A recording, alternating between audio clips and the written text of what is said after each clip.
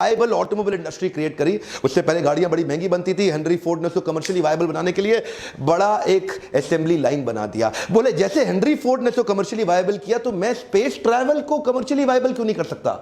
$8 million तो बहुत ज्यादा है एक रॉकेट का। तो ये सोचने लगे कुछ ऐसा किया जाए कि रीयूजेबल रॉकेट तैयार किए जाएं। तो रॉकेट साइंस की इनको पढ़ाई इन्होंने फॉर्मली तो नहीं करी थी, लेकिन इससे पता चलता है कि एक आदमी नेट को खोल के या किताबों को खोल के या एनसाइक्लोपीडिया को खोल के किताबों को पढ़ के खुद भी सीख सकता है, और वो इन्होंने किया। प्राइवेट ऑर्गेनाइजेशन स्पेस ट्रैवल को रीडिजाइन कर देगा, इसका किसी को विश्वास नहीं हुआ। कोई नहीं बोला कि मैं इसकी मदद करने, कोई नहीं आया। एक्चुअली मुद्दा यह नहीं था कि रॉकेट को ऑर्बिट में पहुंचाना है। एक्चुअली मुद्दा यह था कि लो कॉस्ट में रॉकेट को ऑर्बिट में पहुंचाना है और उसी रॉकेट को फिर वापस भी लेके आना है उसको रीयूज करने के लिए।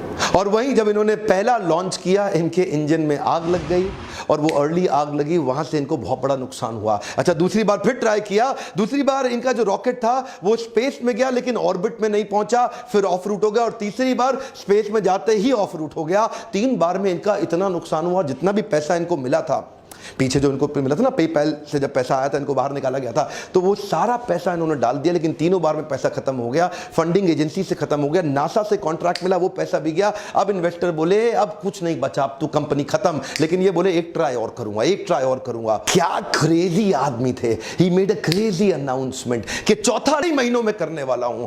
एक्चुअली इस इंडस्ट्री में इतने छोटे छोटे गैप पे कोई लॉन्च नहीं करता, पर ये छोटी उम्र के अंदर ही बहुत बड़े, इनका रिस्क एपेटाइट बहुत बड़ा था और अपना सब कुछ दांव पे लगाने को तैयार थे। अपना घर मकान बेच के किराए पे शिफ्ट हो गए, सबके कर्जे लेकर के आखिरी बार ट्राई किया, और इस बार न केवल सफल हुए बल्कि $1.5 बिलियन का नासा से एक प्रोजेक्ट भी ले लिया, और नासा ने अब इनको फंड किया, बोला आप हमारे लिए काम करिए। आप जानते हैं हमारा इसरो और नासा ये सरकारी पैसे पे काम करते हैं, लेकिन रीयूजेबल रॉकेट सरकारी पैसे के बिना उन्होंने प्राइवेट दम पे बिना फॉर्मल पढ़ाई के अपने आप किताबें खोल के पढ़ पढ़ के खुद ही कर डाला। ऐसा पैरानॉइड विजन अपने प्रोडक्ट और अपने क्राफ्ट को अचीव करने के पीछे ऑब्सेशन, देखिए यही मैं आज अपने देश में देना चाहता हूं मैसेज। हमारे देश में भी ऐसे कई लोग खड़े होंगे जो इन वीडियोस को देख रहे हैं। आज ये नासा स्पेस एजेंसी के इक्विपमेंट कार्गो और सैटेलाइट ऑर्बिट तक पहुंचाते हैं और रीयूजेबल प्रोजेक्ट बना दिया। अभी इसके साथ साथ इन्होंने अभी चल ही रहा था ये टेस्ला मोटर में भी पैसा डाल दिया।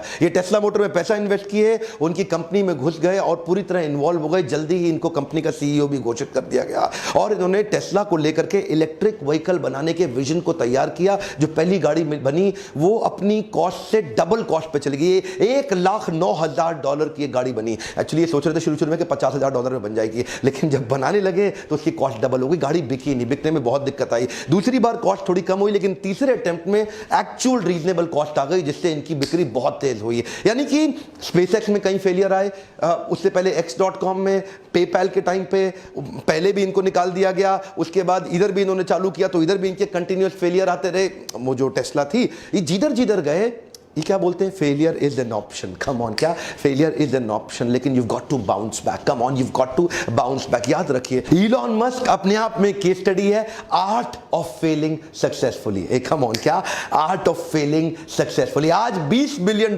दुनिया के 50 सबसे पैसे वाले अरबपतियों में इनका नाम आता है। दुनिया भर में इनका इन्फ्लुएंस इतना बड़ा हो गया। भारत भी आ रहे हैं, इलेक्ट्रिक गाड़ियों को लेकर के उसकी तैयारी हो रही है। हमारे प्रधानमंत्री से इनकी मुलाकात भी हुई, और आप तो जानते भी हैं आज हमारे देश में पेट्रोल डीजल गाड़ियां हटाने की पूरी तैयारी की जा रही है, इलेक्ट्रिक व्हीकल्स लाने के लिए। ड्राइवरलेस पावरफुल गाड़ियां बना रहे हैं आज इलॉन मस्क, दुनिया भर में छा गए हैं। Futuristic, future oriented, barrier free thinking, ये जो ढक्कन लगा ना बैरियर, वही सबकी समस्या।